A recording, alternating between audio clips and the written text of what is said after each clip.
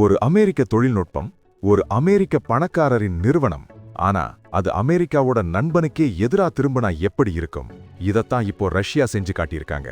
Elon Musk அவருடைய Starlink satellite வசதியை வச்சு உக்ரைன் ராணுவம் இவ்வளவு நாள் தப்பிச்சிட்டு இருந்தாங்க.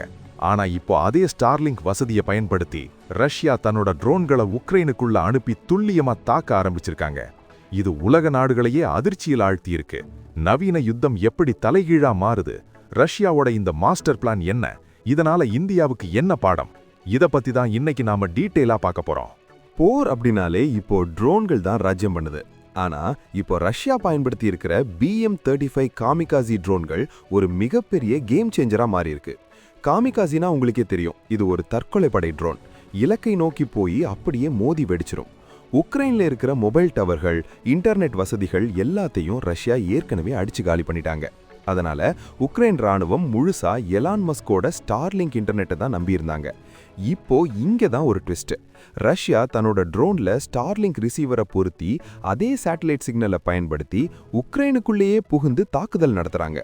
இதை கேள்விப்பட்ட அமெரிக்கா ஆடி போயிருக்காங்க. ஏன்னா ஸ்டார்லிங்க் அப்படின்றது ஒரு வெறும் இன்டர்நெட் சர்வீஸ் மட்டும் கிடையாது, அது ஒரு சக்தி வாய்ந்த ஆயுதம்னு நிரூபணமாகியிருக்கு. ரஷ்யாவுடைய இந்த பிளான் உன் ஆயுதத்தை வச்சே உன்னை அடிப்பேன் அப்படின்ற ஸ்டைலில் இருக்கு. சாதாரணமாக ஒரு ட்ரோனை இயக்க GPS சிக்னல் வேணும். ஆனால் அந்த சிக்னலை ஈஸியாக ஜாம் பண்ணிடலாம். அப்படி ஜாம் பண்ணிட்டா ட்ரோன் வழி தெரியாமல் எங்கேயாவது போய் விழுந்துரும். ஆனால் ஸ்டார்லிங்க் சேட்டலைட் இன்டர்நெட் மூலமாக இயங்குற ட்ரோன்களை அவ்வளவு சீக்கிரம் ஜாம் பண்ண முடியாது. ஏன்னா அது நேரடியாக விண்வெளியில் இருக்கிற சேட்டலைட் கூட கனெக்ட் ஆகியிருக்கு. சரி, இந்த BM-35 ட்ரோனோட ஸ்பெஷாலிட்டி என்ன? இதோட டிசைனை பார்த்தீங்கன்னா நம்ம தேஜஸ் போர் விமானம் மாதிரி ஒரு குட்டி டெல்டா விங் டிசைன்ல இருக்கும். இதோட மூக்கு பகுதியில் ஒரு சாதாரண 2 ஸ்ட்ரோக் பெட்ரோல் என்ஜின் வச்சிருக்காங்க. எளிமையா சொல்லணும்னா நம்ம ஊர் பழைய TVS 50 வண்டியில இருக்கிற மாதிரி ஒரு சின்ன என்ஜின் தான். ஆனா இது கொடுக்கிற பவர் அந்த ட்ரோனை பல 100 கிலோமீட்டர் கொண்டு போகுது. இந்த இடத்துல தான் உங்ககிட்ட ஒரு கேள்வி கேட்கணும்னு நினைக்கிறேன். தொழில்நுட்பம் ஒரு நாட்டை வளர்க்குமா இல்ல அதே நாட்டுக்கு வினையா மாறுமா? நீங்க என்ன நினைக்கிறீங்கன்றத கமெண்ட்ல சொல்லுங்க. இந்த ட்ரோன்ல ஒரு கோர்ஸ் கேமரா இருக்கு. இது அந்த ட்ரோனோட கண்ணு மாதிரி செயல்படும். தரை கட்டுப்பாட்டு அறையில உட்கார்ந்துகிட்டு இருக்கிற ஆபரேட்டருக்கு இந்த கேமரா மூலமா 4K குவாலிட்டியில வீடியோ நேரடியா கிடைக்கும். இதுக்கு முன்னாடி இருந்த ட்ரோன்கள் எல்லாம் ரேடியோ சிக்னல்ல இயங்குனதுனால ஒரு 5 அல்லது 10 கிலோமீட்டருக்கு மேல போனா சிக்னல் கட் ஆயிடும். ஆனா இப்போ ஸ்டார்லிங்க் மூலமா 100-200 கிலோமீட்டர் தள்ளி இருந்து கூட ஒரு ஜன்னல் வழியா ட்ரோனை உள்ள விடுற அளவுக்கு துல்லியமா தாக்க முடியும். இதோட லேட்டன்சி, அதாவது சிக்னல் கிடைக்கிறதுக்கான காலதாமதம் வெறும் 20 முதல் 40 மில்லி செகண்ட் தான். அதாவது நீங்க இங்க ஒரு பட்டனை அமுக்குனா அங்க அடுத்த செகண்டே ட்ரோன் திரும்பும். இதுல இன்னொரு ஆச்சரியமான விஷயம் என்னன்னா, இந்த ட்ரோன்ல இருக்கிற பாகங்கள். ரஷ்யா மேல எக்கச்சக்கமான பொருளாதார தடைகள் இருக்கு. ஆனா இந்த ட்ரோனை பிரிச்சு பார்த்த உக்ரைன் அதிகாரிகள் அதிர்ச்சியாகிட்டாங்க. ஏன்னா இதுல பயன்படுத்தப்பட்டிருக்கிற 41 நாடுகளோட பாகங்கள் இருக்கு. அமெரிக்கா, சுவிட்சர்லாந்து, தைவான், சீனா, ஏன் இந்தியாவோட காம்போனன்ட்ஸ் கூட இதுல இருக்குன்னு சொல்லப்படுது.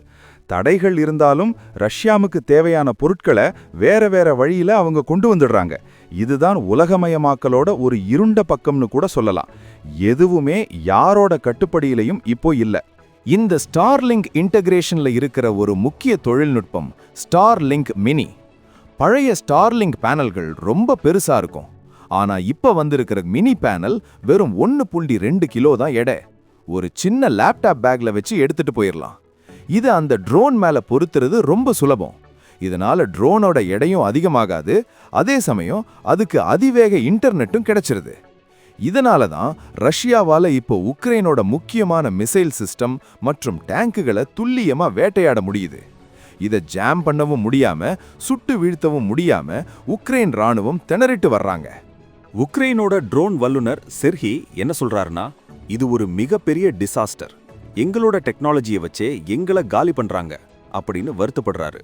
இதுல இருந்து நாம கத்துக்க வேண்டியது என்னன்னா, இனி வரும் காலங்கள்ல வைஃபை அல்லது நம்ம மொபைல் நெட்வொர்க் கூட ஒரு தாக்குதலுக்கு பயன்படலாம். இப்போ ரஷ்யா செஞ்சிருக்கிறது ஒரு ஆரம்பம் தான். இதை ஹேக் பண்ண முடியாதுன்னு அமெரிக்கா சொல்லிட்டு இருந்தாங்க. ஆனா ரஷ்யா அதை சாத்தியமாக்கி இருக்காங்க. இப்போ இதே போன்ற தொழில்நுட்பத்தை சீனாவுக்கும் ரஷ்யா கொடுத்துட்டு இருக்காங்க. இது உலகளாவிய பாதுகாப்பை ஒரு கேள்விக்குறியாக்கி இருக்கு. சரி, இப்போ இந்தியாவுக்கு வருவோம்.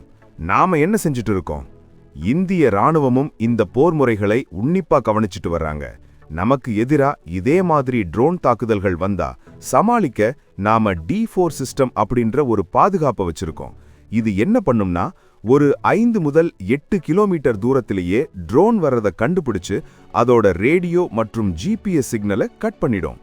ஆனா இப்போ ரஷ்யா செஞ்சிருக்கிற மாதிரி சேட்டலைட் மூலமா ட்ரோன் வந்தா இந்த D4 சிஸ்டம் போதுமானதா இருக்குமாங்கிறது ஒரு பெரிய கேள்விதான். நாம இன்னும் நவீனமான லேசர் இன்டர்செப்டர்கள் மற்றும் ஆன்டி ட்ரோன் டோம் தொழில்நுட்பங்களை உருவாக்க வேண்டிய கட்டாயத்தில் இருக்கோம். இன்னொன்னு கவனிச்சிங்களா? உக்ரைன்ல சில ட்ரோன்கள் எலக்ட்ரிக்கல் லைன்ல, அதாவது மின்சார கம்பிகள்ல போய் உட்கார்ந்து சார்ஜ் பண்ணிக்குமா. அப்புறம் தேவைப்படும் போது அங்கிருந்து கிளம்பி போய் தாக்கும். இதெல்லாம் தான் out of the box thinking. நாமளும் நம்ம நாட்டு இளைஞர்கள், இன்னோவேட்டர்கள் கிட்ட இதைத்தான் எதிர்பார்க்கிறோம். ஏற்கனவே இருக்கிற தொழில்நுட்பத்தை செய்யறத விட புதுசா எவன் மூளையை யூஸ் பண்றானோ அவன் தான் இனி ஜெயிக்க முடியும். ரஷ்யாவோட BM-35 ட்ரோன் நமக்கு கொடுத்திருக்கிற பாடம் என்னன்னா, போருங்கிறது வெறும் வீரத்தை மட்டும் சார்ந்தது இல்ல, அது விவேகத்தையும் தொழில்நுட்பத்தையும் சார்ந்தது. இறுதியா ஒன்னு சொல்லிக்கிறேன். ரஷ்யா செய்த இந்த காரியம் போர் முறையையே மாத்தி அமைச்சிருக்கு. ஸ்டார்லிங்க் இனி ஒரு சாதாரண இன்டர்நெட் சேவை கிடையாது, அது ஒரு போர் கருவி.